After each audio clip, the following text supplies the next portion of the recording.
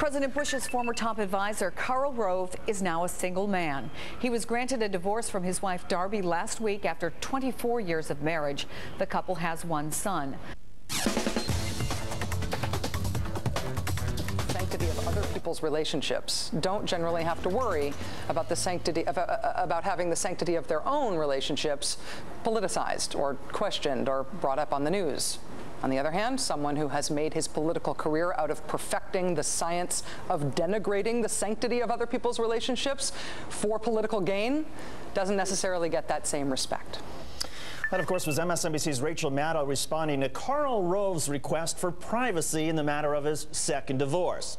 Rove, as you may recall, was a senior advisor to President George W. Bush and helped lead the Republican effort to put amendments banning same-sex marriage on the ballot in more than a dozen states. For years, Karl Rove has defended his opposition to same-sex marriage by saying it's about the sanctity of marriage. Here's an example. Quote, "If you want to have a hopeful and decent society, we ought to aim for the ideal. And the ideal is that marriage ought to be and should be a union of a man and a woman, and we cannot allow activist judges to overturn that. We cannot allow activist local elected officials to thumb their nose at 5,000 years of human history and determine that marriage is something else."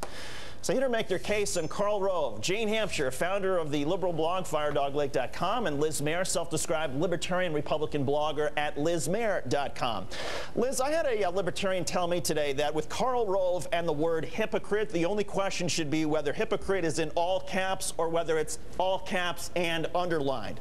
It is obviously important to all of us that homosexual marriage does not become the law of the land.